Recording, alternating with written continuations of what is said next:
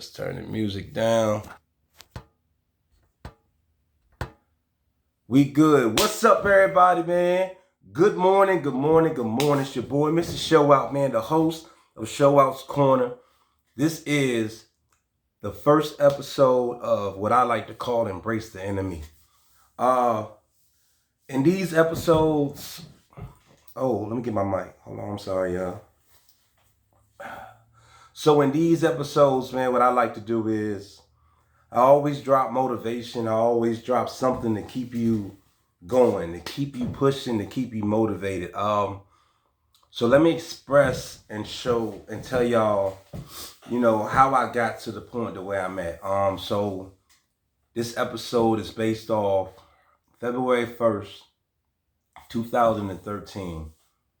The time between 12 a.m. and 2 a.m. On this exact day, I think it was raining. Not even raining, it rained earlier. So around 2013 is when I first started to experience, my first bit of what folks like to call baby mama drama, real life situations, whatever you may want to call it. Just know that life started to hit me hard.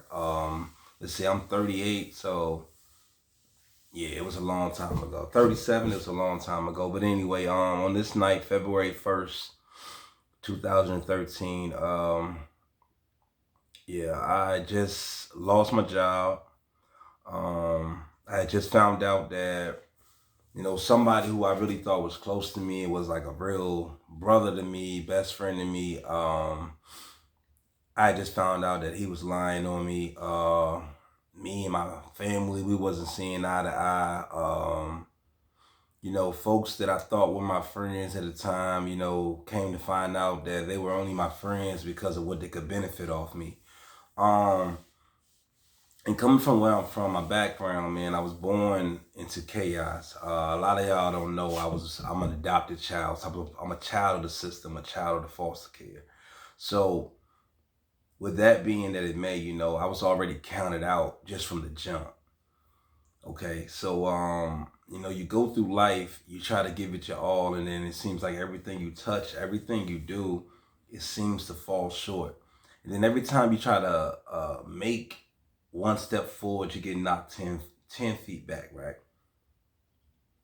So being a gentle soul and being one that's always smiling, being one that's always a go-getter and always wanting to help, always wanting to be there for others, this time in February, life was really hitting rock bottom.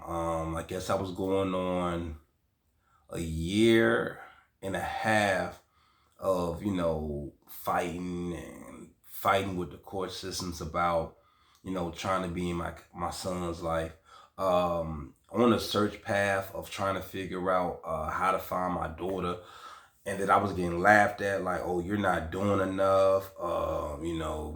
If you wouldn't have did this would have happened. And it's like, whenever you're at the bottom and somebody is still, boom, taking the hammer like the whack-a-mole, and every time you try to get back up, bow, whack you back down, bow, whack you back down, bow, whack you back down, right?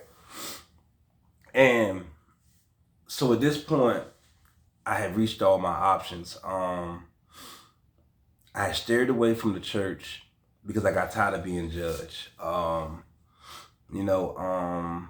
Church is supposed to be the place of where you go for protection, the place where you go for peace, place where you go, for love, comfort, and to be,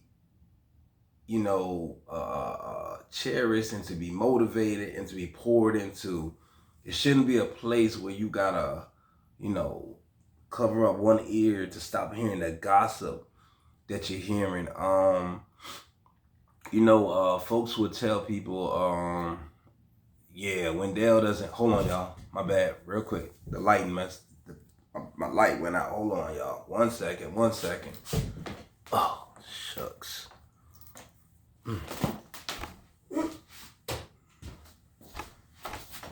And we back. Folks would tell people, oh yeah, Wendell's out here acting wild. Wendell's out here, he doesn't love his family. Wendell doesn't care. I'm like, how folks gonna make a judgment about Wendell when half of the people haven't even taken the time to sit down and talk to Wendell?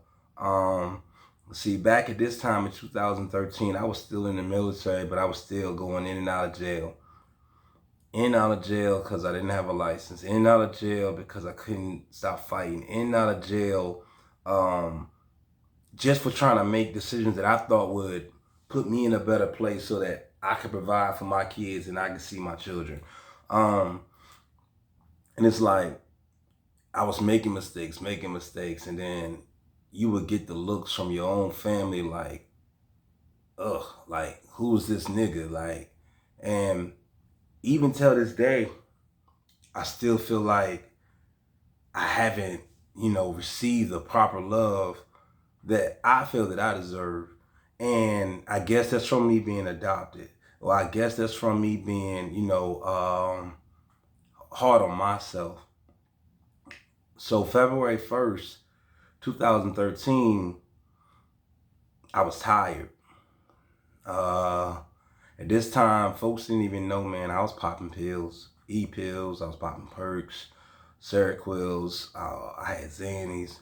You know what I mean? I wasn't a strung out addict, but I was an alcoholic, so I'm staying out, I'm passing out drunk. Man, it's been so many nights where I'm so high, so drunk, I don't even remember how I got home.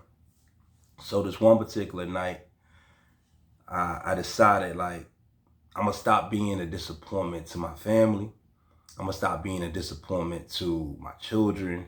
I'm gonna stop being a disappointment to everybody, because it seems like the only time that I'm not a disappointment to folks is when I can reach in my pocket and give, or when I can take them wherever they want to take me, or as long as I was able to push other people to where they needed to be, that's all that I was good for.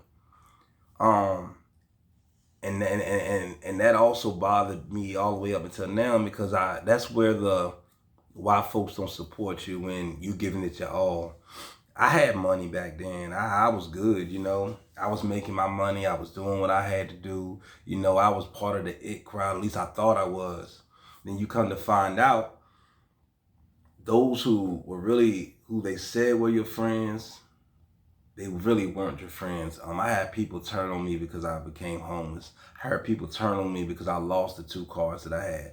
A lot of people that's on my Facebook friends list, a lot of people that know me, they rode in my cars. They drove my cars while I was at work or while I was at home sleeping. Half of them people now don't even say hello, don't even speak to me, don't even look my way. So let's get to the night of February 1st. All night I had got my gun, I got me some pills, had rolled up, had got me some gin, and I took a walk right down there by the rocks.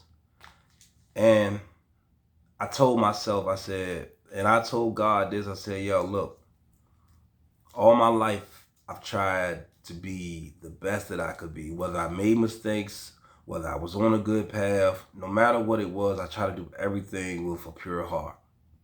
Now, God, I'm tired of failing. I'm tired of not receiving the love that I feel that was here for. I'm tired of giving more than I'm getting back. I know you say it's better to give than receive. I know you say you should treat people how you want to be treated, but if I'm treating these people how I want to be treated and I'm still getting slapped in the face, then what's the whole point? I found myself questioning, like, God, if you really real, you gonna let me make it through here. If you was really real, you wouldn't have had my mama and daddy give me up.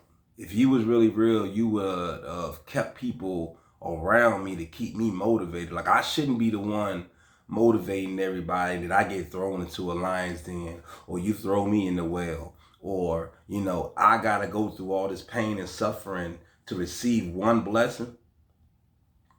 And I found myself being a hater. I found myself hating on those who I should have been, cheering on, because now I was at a point where I shouldn't be this far behind when I've helped a lot of people get to where they are now. God told me See, that's your problem. You want it now. It took me 7 days to make the world. You gotta have a little patience. I didn't have any. So, I popped my last 3 pills. I drank the rest of that gin. And I loaded my gun. And as I was loading my gun, I was just telling God with each bullet, I said, God, this is for all the times I went to jail and I disappointed my mama. And this bullet is for all the times where my daddy should have been at my football games. I said, and this for all the times when my birth mama should have loved me, but she gave me away. And this was for all the time. This bullet right here is for my birth sister who feel like I'm the cause of her problems when I didn't even know her. And I said, God, this last bullet right here is for everybody who's supposed to have been in my life and turned their back on me. And I prayed one time and I said, God, listen, I ain't really good at this because I don't think you really hear my prayers as much. But if you do anything for me, find a way to bring me peace. And that's when I pulled the first trigger. It jammed, the bullet hit the ground. Bow. I pulled the second trigger. It jammed, the bullet hit the ground. I said, what the fuck, man? Man, I'm trying to get this shit over with. So then, that's 2 bullets on the ground. It's like, bah! The other one wasn't pulling. I said, well, dang, God, so I guess this ain't the right way. So I walked up to the bridge and I stood there and I contemplated on jumping and splatting my face on the daggone rocks. I said, they'll find me floating and then I'll get the joy I've been looking for. Then they'll give me my flowers that I feel I deserve. But see, God had a whole different plan for me that night. I remember it like it was yesterday, man. This homeless dude, yo. And I wish I could find out, and I wish I would have got his name. Homeless dude told me, hey, yo, what you doing? I told him, I said, man, it's it for me, yo. I can't do this anymore. He said, look at me. He said, I live out here on these streets. And if I can still walk around here and smile, young man, you can too. And I looked at him, I said, well, damn, you right. You out here homeless, this is where you live at. He said, yeah, I live here. So if you jump or you kill yourself here, now you're interrupting my peace. I said, if I can find peace being homeless, you gotta find peace in whatever that you're going through.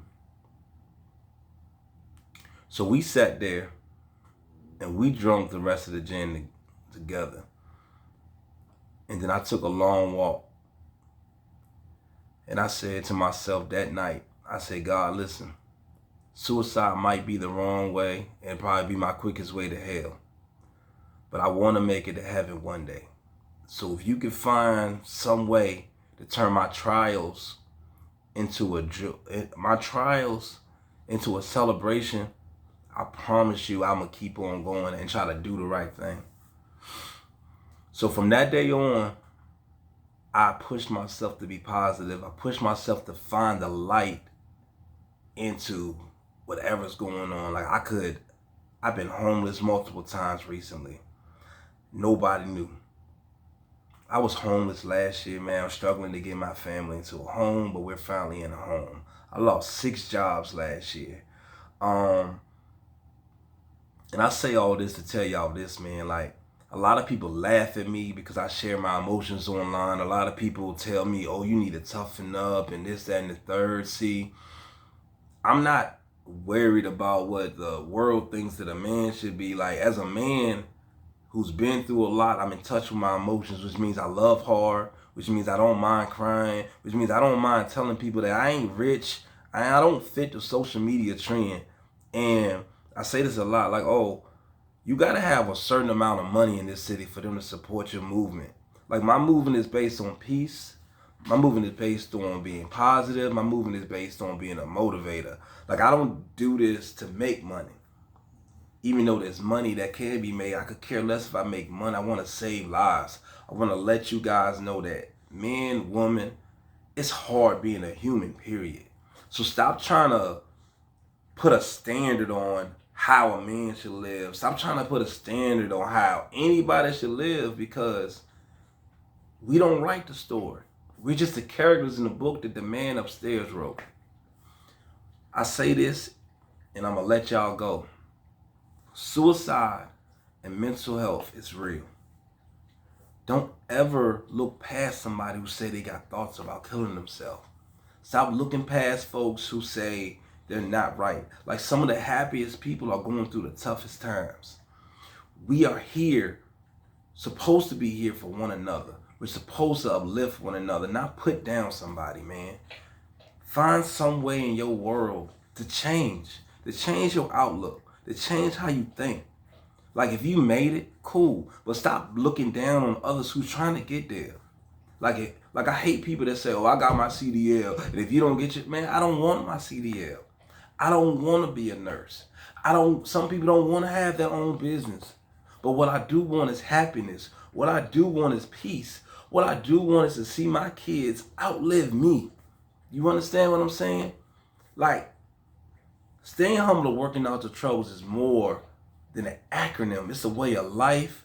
It's a way to keep going. It's your boy, Mr. Show Out, man. Listen, if you fall and it doesn't kill you, get back up, clean yourself off, and continue to push. God is not done with you, and he ain't done with me. This your boy, Big Show Out, man. I appreciate y'all listening, man. One love. Have a blessed day. Peace.